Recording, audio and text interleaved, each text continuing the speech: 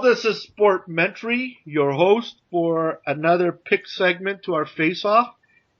This week, the segment is titled Battle of the Losers.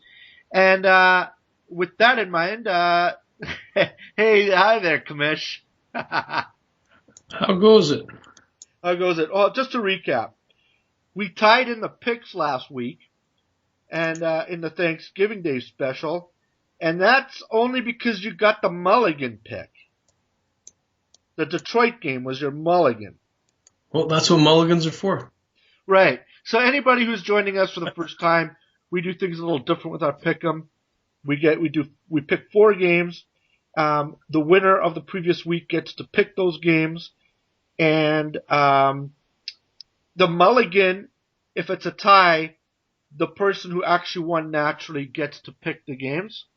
And the other thing is the mulligan, like in golf, it's a do-over. So you get to pick one game every week that you might be concerned about. And like what the commish did is he picked that game smartly because he lost the game, but he actually picked it up. So anyway, with that said, the battle of the losers. And let me start off, and then we can decide who we're going to pick. And the first game is Jacksonville at Buffalo. You failed to point out that. Oh, did you say you get to pick the winner or the games? I get to pick the winners because I won naturally. You get to pick the games, right? So right. I have no idea what games you're picking, by the way. Right. Battle of the losers. This is a doozy, right? Probably the hardest thing because we're talking about loser teams, right? So anyway, with that said, the first game is Jacksonville at Buffalo, and my pick is going to be Buffalo. And to be honest with you, I have no idea why. They're terrible teams. I don't know which team's worse than the next. The only thing I see going for Jacksonville is that Philly dropped that one guy. What's his name? I can't remember. Anyway, Jacksonville picked him up. So one loser from a loser team goes to another loser team. Jason Babin. That's it. So anyway, I don't think there's much going on with either team. But Buffalo's cold, so I'll take Buffalo. Well, that leaves me no alternative but to go against you. I'll pick the Jaguars, even though they're 2-9. They are coming off a win, I believe. That's why I went with Buffalo. Jacksonville beat Tennessee last week, prompting Tennessee's owner to threaten to fire everybody. So I think that Chad Henne's proved to be the spark that the Jaguars need. And I don't really know if there's much more to say because I hope you're happy with that pick. I'm not really. I'm going to announce the game, but I'm going to allow you to choose the next one, who you want to win. Carolina at Kansas City. Carolina, Kansas City. So this comes as a shock to me. This is a tough one because Carolina manhandled Philadelphia on Monday night. But I don't know if it was more Philadelphia being so bad or Carolina being that good. I'm going to have to go with, this is a tough one. I'm going with Kansas City at home. Oh, okay, well, good luck to you. You know, I don't know. Are they riding out there in Kansas City yet? Well, I will say that, I probably should have checked some stats before making this pick, but I'll stick by it. Despite the fact Kansas City is 0-6 at home, and the Panthers are 2-3 on the road. The Chiefs, they got to play for Romeo Crennel's job. There's other players playing for their livelihoods too, so I have a feeling that I can't see Carolina winning 2 games in a row. How's that? For all the reasons that you mentioned is the reason why I'm picking Carolina. And it hasn't helped the team that they haven't played for Romeo yet. I don't see them doing it. They haven't played for their fans yet. I don't see them doing it. One thing about Cam Newton, he shredded up Philadelphia Eagles, and I agree with you, it was against a terrible defense. but he's facing a terrible team, so I say he shreds them up too. There's really nothing going for Kansas City. I don't see anything going for them. They are, in my opinion, probably the worst team in the NFL. To be honest, it's a team that I don't even wish for. Anytime that a fan base applauds a quarterback who's concussed and they're happy about it, I go against that. It's not what I stand for. So I'm picking Carolina happily. Once again, yes, it is another toss-up game. I mean, these are awful teams, let's be honest.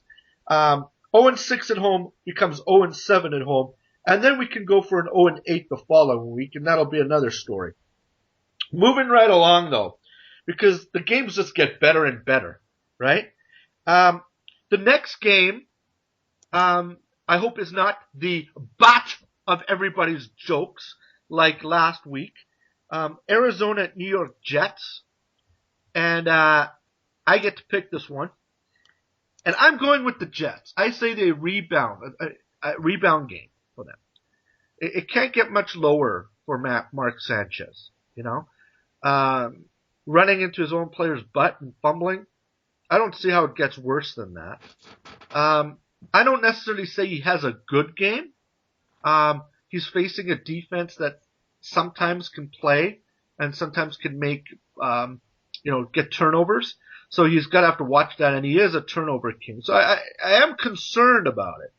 But when I look at the big picture and I look at a game like this, I say I don't think Arizona can go into New York and do very well at this time of year. So I will pick the Jets. Well, I'm going to say it's easy to go with the Jets in this game. Of course, Arizona's lost 7 games in a row. They're 1-4 on the road.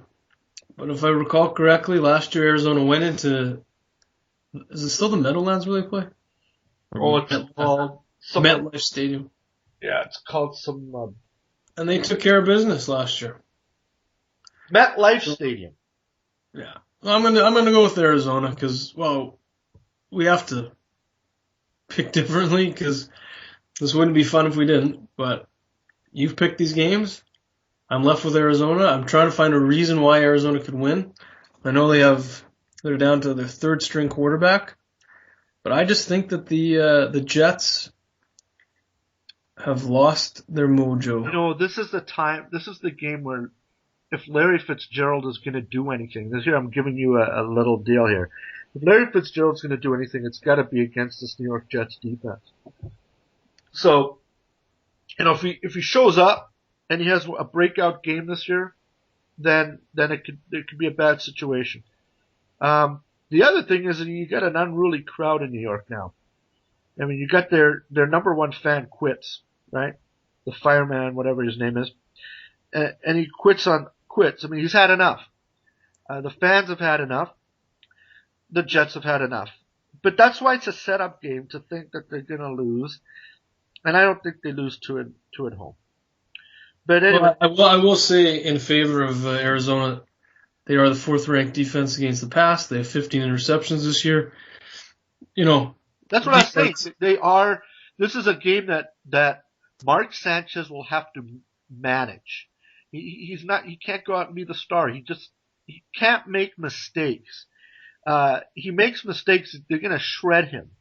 But I say that he doesn't make those mistakes. I think they try and pound the ball running a little more, and they do try and rely on defense and hope that the defense. They have no choice but to pound the ball running. They have no one to throw to. Well, even if they did, it's not like Mark Sanchez could get them the ball without making a mistake. Let's be honest. I mean, I really do think now he has to worry now. Like, where's that butt gonna come from?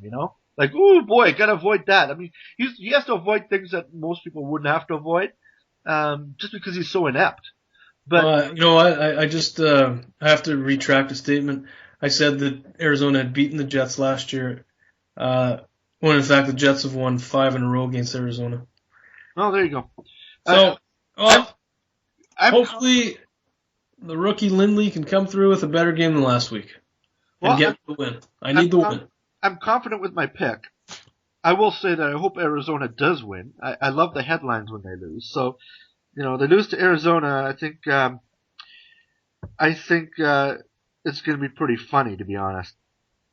The last pick in our losers pick segment is Cleveland at Oakland, and you get to pick this one. You couldn't have picked the worst game. This is the worst one on the bunch, man. This one's terrible.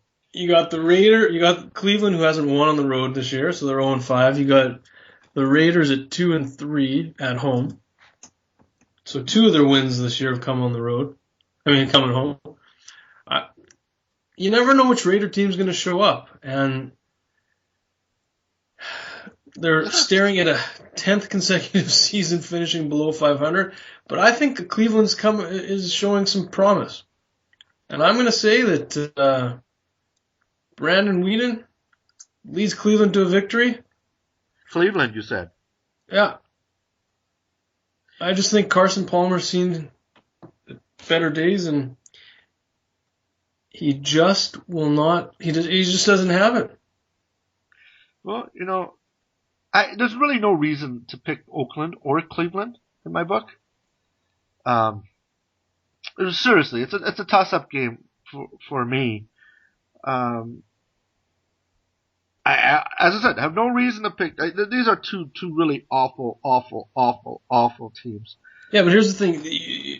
They beat Pittsburgh. Cleveland beat Pittsburgh last week. I know Pittsburgh's decimated. Big deal. I mean, no, but Pittsburgh is still a well-coached team. 8 turnovers. Seriously.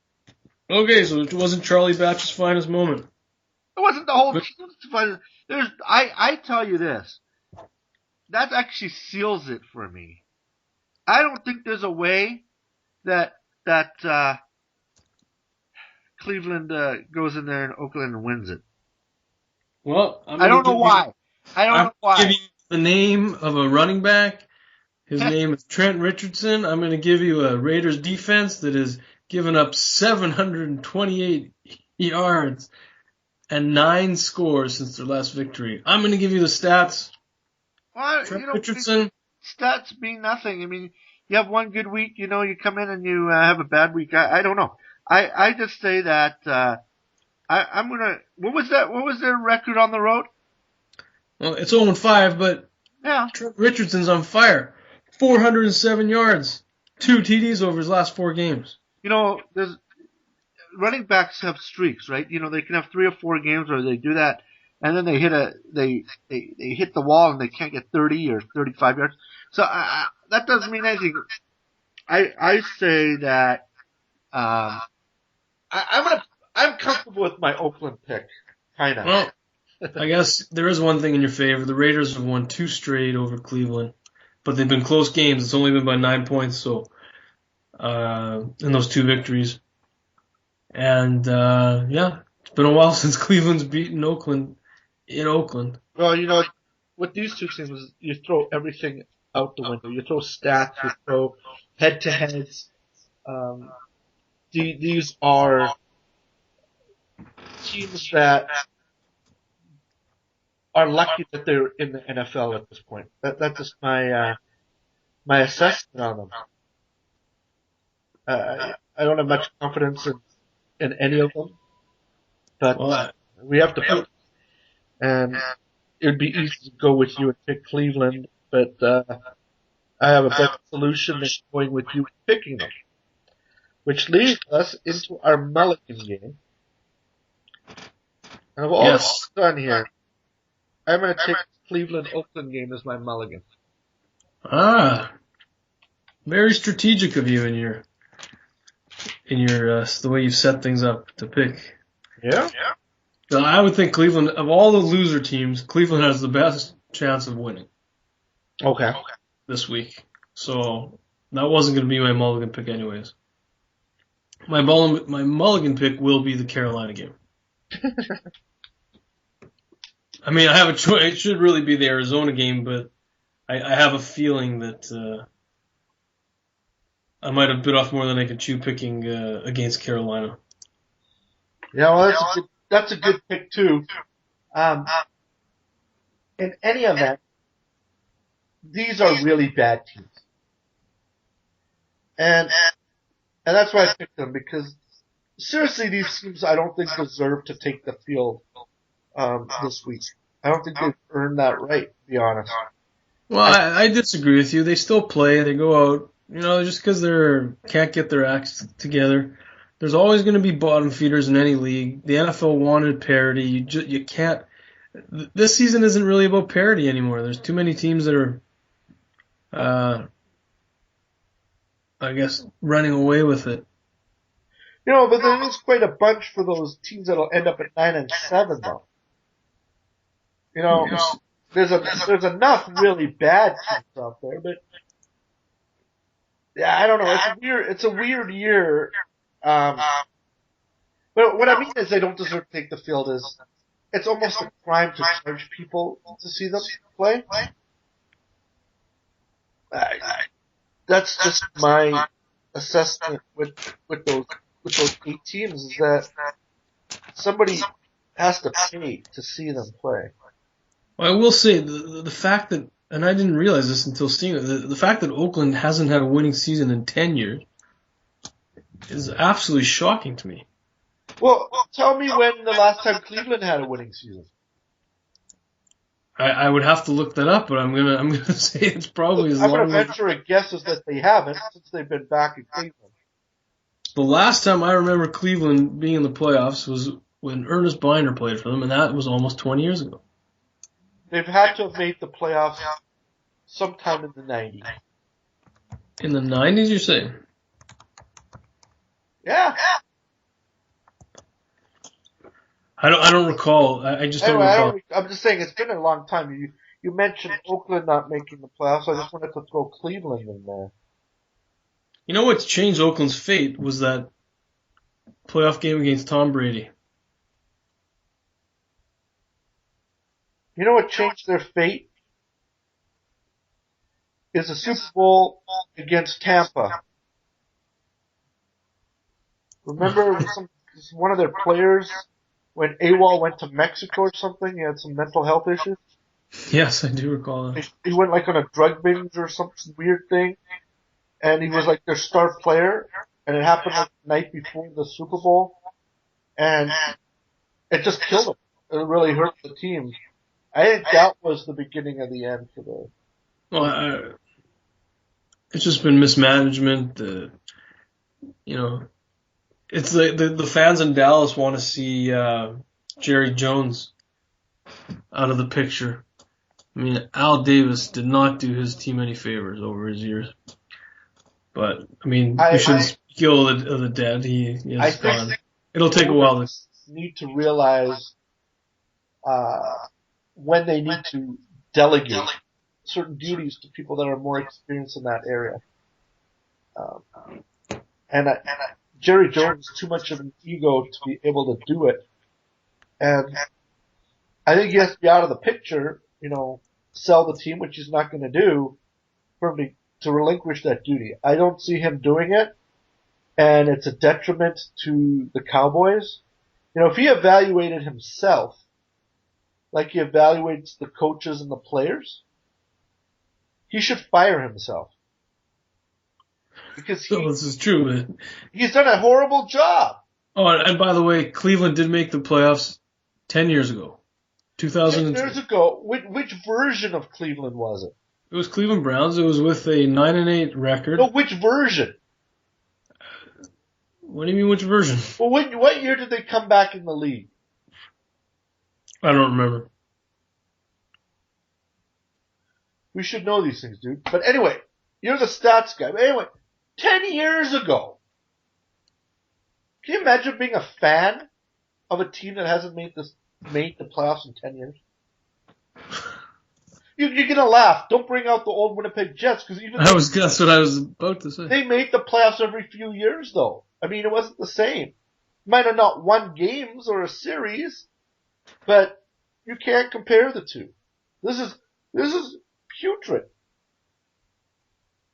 The funny thing is, how many playoffs has Washington Redskins made in that span? And I think it's something like 3 in 20 years or something ridiculous like that. There are a lot of teams that have not been able to reach return to the glory years that they had. The 2000s have not been kind to many teams. But you have teams like New England. You have teams like the Giants that have just dominated.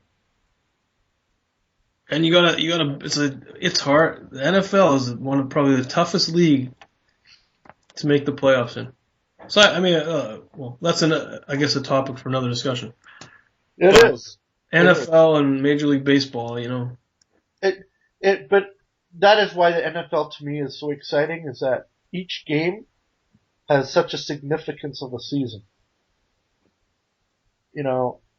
It's not hype, it's not this. Each game is huge, right?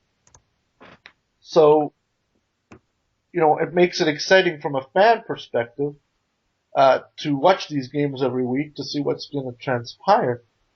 And the funny thing is we've seen some laughers, we've seen some jokes happen on the field. As you know, I'm not a Jets fan, so I really get off on some of these games that they're losing, and I'm just hoping, even though I picked them for here, I really hope that Arizona goes into New York and gives them everything that they can handle and some, and I hope to see Sanchez. Basically he shouldn't throw the ball. How's that? He is a quarterback, and quarterbacks are paid to throw the ball. Maybe he'll manage the game. Maybe he won't. Anyway, I'm going to leave you with this. Yeah. The Dallas Cowboys made the playoffs postseason 9 times between 1975 and 83. Yep. And that's the team that's made it the most. I would have thought that New England would be up there, but I guess they. But don't forget, before the Brady era, right? We got to go way back and see how bad New England was. That's what I'm saying. When was the last? I guess they missed the playoffs the year that Brady was hurt, so that's what ended their. But I'm saying that you could forget what it was like prior to all this, right? Well, I remember them playing the Bears, but in the Super Bowl, and then they were a laugher of a squad. I mean, we weren't good at all. Dallas Cowboys, the Dallas Cowboys have been to many playoffs. The problem is, if you look at Dallas and see how well they've been since their last Super Bowl, it's been a downhill spiral, and their personnel decisions have been awful. They've gone through many coaches. They're really in a pickle here because I've never thought that Tony Romo was that of a Tom Brady caliber or a Peyton Manning caliber. So they've got a quarterback now that I really don't believe is a guy you can take through the playoffs and be successful. So they're almost at a starting point. At what point do they just give up on that experiment and say you got to do something else? And then you talk about rebuilding. That's unlike Washington in that division, is a very opposite end of the spectrum, building a team and having a quarterback that looks like he's going to be exciting and a star. So within their division, you got a lot of changes that seem to be taking place. But anyway, that's also for another time, and I will speak to you next week. Everybody join us again next week for another Pick'em segment, and we'll see who gets to pick the games next week. Good luck. Well, good luck to you too.